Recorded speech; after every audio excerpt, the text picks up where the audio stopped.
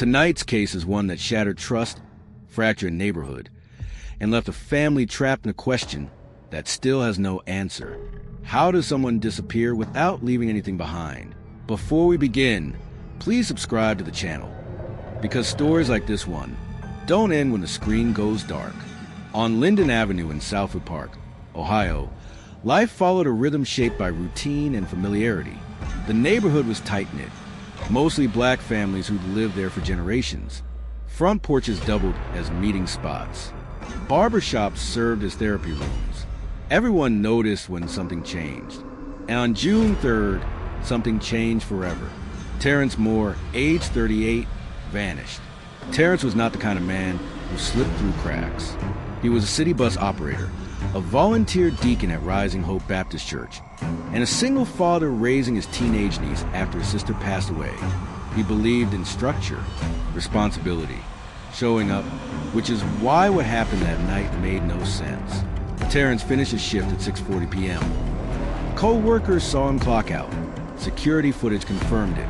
He sent a voice note to his niece, Kayla, at 7:02 p.m., telling her he'd be home soon and asking what she wanted for dinner. That voice note would become the last confirmed proof that Terrence Moore was alive.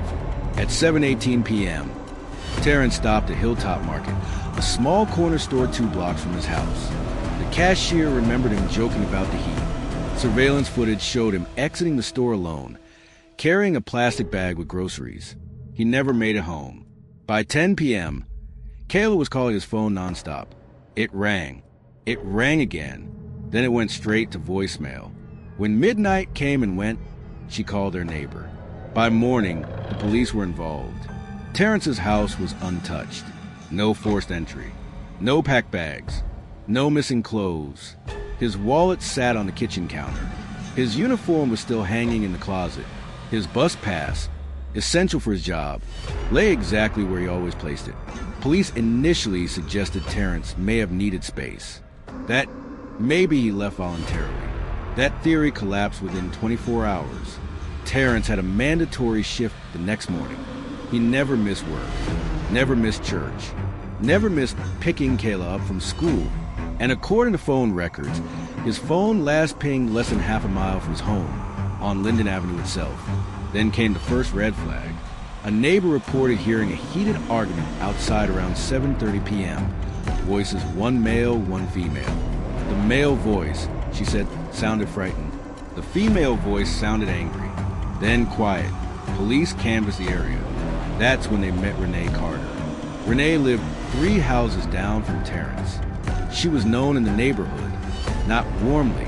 Arguments, police calls, a volatile relationship history. Renee admitted she spoke to Terrence that evening, but claimed it was brief. He looked nervous, she said, like he was hiding something.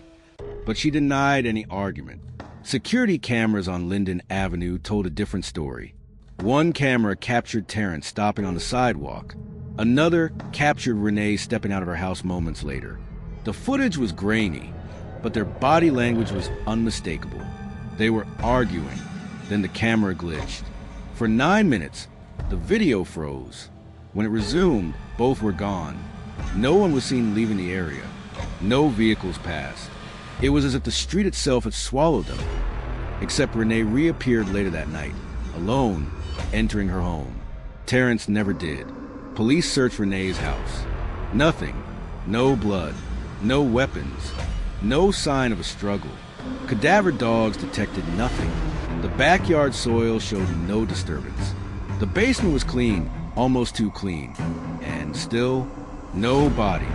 Days turned into weeks. The story made local news, then state news, then faded. But Kayla never stopped listening to Terrence's last voice note until something happened that changed everything. 3 weeks after Terrence disappeared, Kayla received a voicemail from an unknown number. The message was short, distorted, barely audible, but beneath the static was a voice that sounded painfully familiar. Terrence's voice, whispering just 4 words. I didn't leave you. The call was traced. It came from a disconnected landline on Linden Avenue, the same street where Terrence Moore vanished without a trace. No body, no arrest, No explanation. Only a voice that wasn't supposed to exist. The voicemail changed everything. Investigators who had quietly labeled Terrence Moore's case as cold were forced to reopen it. Audio analysts confirmed what Kayla already knew in her bones. The voice matched Terrence's with a 97% probability. The breathing pattern, the cadence, even the slight rasp caused by an old childhood asthma condition. But there was a problem. The landline the call came from had been disconnected for over 6 years. It belonged to a vacant house at the far end of Linden Avenue, a property known locally as the Hollow House. Boarded windows, collapsing porch, a place kids dared each other to approach but never enter. Police forced the door. Inside, dust coated every surface. No electricity, no active phone line, no signs anyone had been living there, except for one thing. In the center of the living room floor lay a cell phone. Terrence's phone. Its battery was dead. No fingerprints. No DNA. No explanation for how it ended up there, or how a voicemail had been sent after the phone powered down. The discovery sent fear rippling through Southwood Park. People locked their doors earlier. Conversations lowered to whispers. Mothers stopped letting kids play past sunset, because if Terrence didn't leave willingly, and he wasn't killed where anyone could see, then where was he? And who wanted him erased? Police returned to Renee Carter. This time, the questioning was different. They confronted her with the voicemail, with a camera glitch, with witness statements that now painted a clearer picture, not just of an argument, but of control, of past threats, of a connection Renee had never fully explained. Renee cracked, but not in the way detectives expected. She admitted she and Terrence knew each other far better than neighbors realized. Years earlier, Renee had been part of an informal community savings group Terrence helped organize, one meant to support struggling families. But the money had gone missing. Thousands of dollars vanished. The group dissolved quietly. Terrence believed Renee had taken it. She insisted she hadn't, but said Terrence wouldn't let it go. On the night he disappeared, she claimed he confronted her again, accused her publicly, threatened to expose her to the church, the neighborhood, her employer. I was scared, she said, but I didn't hurt him. She told detectives something else, that Terrence had received threats too. Anonymous notes left on his bus seat, phone calls with no one speaking, warnings telling him to drop it, warnings he ignored.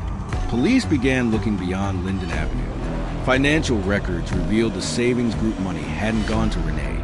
It had been rerouted through shell accounts connected to a local development company planning to buy up Southwood Park properties. A company that needed long-time residents displaced. A company that benefited from fear. Terrence had discovered the scheme accidentally, while helping neighbors fight eviction notices that shouldn't have existed. And he wouldn't stop asking questions. The theory was terrifying but simple. Terrence wasn't killed in a crime of passion. He was removed. Silenced. Hidden so completely that no body could ever tell the story. Then came the final, haunting revelation. A construction worker came forward months later. He'd been working a late-night job on the edge of Southwood Park, reinforcing underground utility tunnels scheduled for permanent sealing.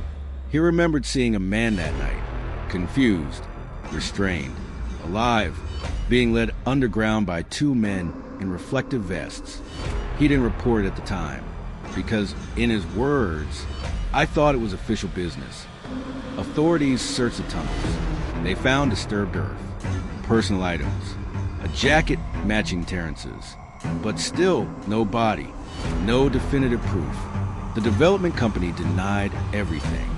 Lawyers stepped in, evidence vanished, witnesses recanted, and just like that, the case slipped back into uncertainty. Renee Carter was never charged. No one was. Years later, Linden Avenue looks the same, but it isn't. Kayla is grown now. She keeps Terrence's last voice note saved on her phone. She listens when the doubt gets too loud, when the world tries to convince her that her uncle simply disappeared, because she knows the truth. Terrence Moore didn't leave. He was taken, and somewhere beneath the streets of Southwood Park. His story remains buried, not forgotten, but waiting for justice, waiting for someone to listen to the silence, Thank you for watching Crime Stories Unfolded. Subscribe, stay curious, and remember, some stories don't end. They disappear.